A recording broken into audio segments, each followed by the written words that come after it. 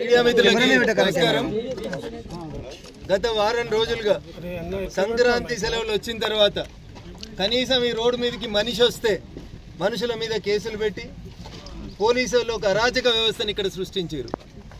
రోడ్డుకు కుడివైపు రోడ్డుకి ఎడమవైపు కట్టినటువంటి రెండు బౌండరీలను కూడా హైకోర్టు ఉత్తర్వులను ఉల్లంఘించి జిల్లా పోలీసులు జిల్లా కలెక్టరు ఈ గ్రామంలో ఉన్నటువంటి కొంతమందిని తమ దిక్కు లోపరుచుకొని డబ్బులు ఇచ్చి కావాలని అమాయకులైనటువంటి గిరిజన బిడ్డల్ని మోసం చేసేందుకు గత 5 రోజులుగా జరిగినటువంటి ఈ తంతుని ఈ రోజు మేము వస్తున్నామని తెలిసిన తర్వాత మౌనంగా చూస్తున్నారు.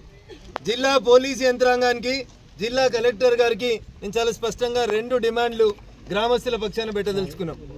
ఒకటి, కట్టిన ఈ గోడల్ని మీరు తీసేస్తారా?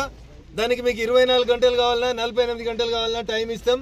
మర్యాదగా ఈ కట్టిన గోడల్ని ప్రభుత్వ అధికారులే దగ్గరుండి ఏ బౌన్సర్లను అడ్డం పెట్టి అయితే మా మీద ఊరోళ్ళ మీద కేసులు పెట్టి కట్టిర్రో ఈ 2 గోడలు తీసేసి బిలాదాకల్ భూములు వెలిమెలకు తాండాకి కొండకల్ తాండాకి సంబంధం లేనటువంటి మిగులు భూములు ఏవైతున్నాయో ఆ భూముల్ని గిరిజనులే కాస్త చేసుకున్నారు కాబట్టి గిరిజనులకు ఇవ్వాలి.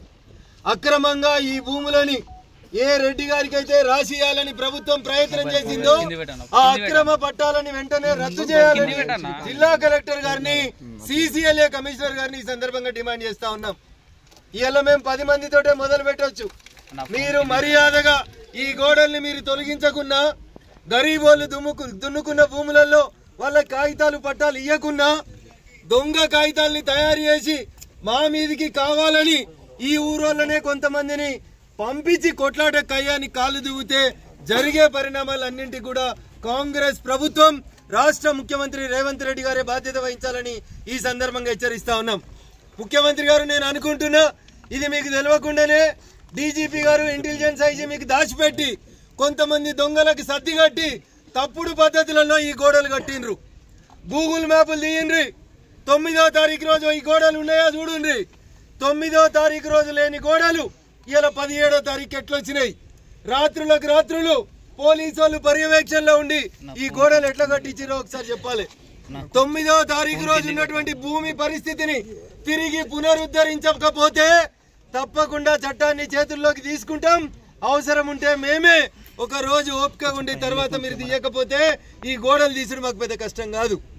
అయ్యా, ప్రైవేట్ వ్యక్తులు ఎవరైతే ప్రభుత్వాన్ని మేనేజ్ చేసి పట్టాలు తెచ్చుకున్నారో ఈ 85 ఎకరాల బిలాదాకల్ భూములు వెలిమెల తాండాకు సంబంధించి, శంకర్పల్లి మండలం కొండకల్ తాండాకు సంబంధించి గిరిజనులు పేద రైతులు సాగు చేసుకుంటున్న భూములకి ఇచ్చిన దొంగ పట్టాలన్నింటినీ కూడా రద్దు చేయాలి.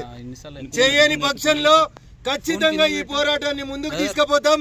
యాందాకైనా ఈ గరీబుల పక్షాన్ని నిలబడతా అని చెప్పి స్థానిక ఎంపీగా నా పార్లమెంట్ పరిధిలో ఇట్లా బౌన్సర్లు వచ్చి గూండాలు వచ్చి గోడలు కడుతుంటే చూడలేక పేదోళ్ళ పక్షాన్ని ఇక్కడికి వచ్చినాం.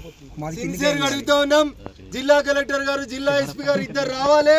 వచ్చేంత వరదాకా మా ఈ దీక్షను ఇక్కడే కంటిన్యూ చేస్తాం.